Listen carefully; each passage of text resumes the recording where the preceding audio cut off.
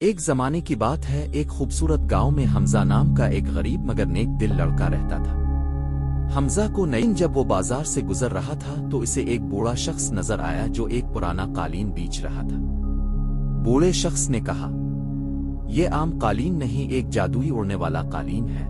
قالین خرید لیا اور گھر لے آیا۔ رات کو جب وہ قالین پر بیٹھا تو اچانک قالین ہلنے لگا۔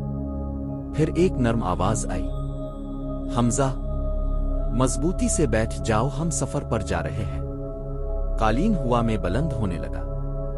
حمزہ حیرت اور خوشی سے چیخ اٹھا، میں واقعی اڑ رہا ہوں، دنیا کی سیر۔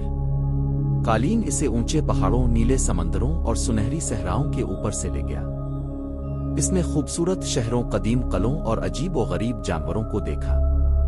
ہر جگہ سے وہ نئی چیزیں سیکھتا اور اپنی ڈائری میں لکھتا جاتا۔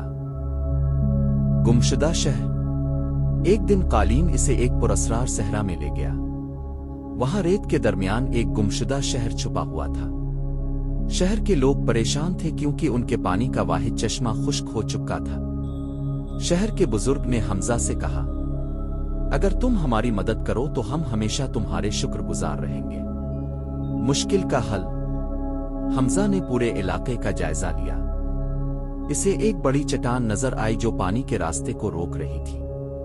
اس نے شہر کے لوگوں کو اکٹھا کیا اور سب نے مل کر چٹان ہٹا دی۔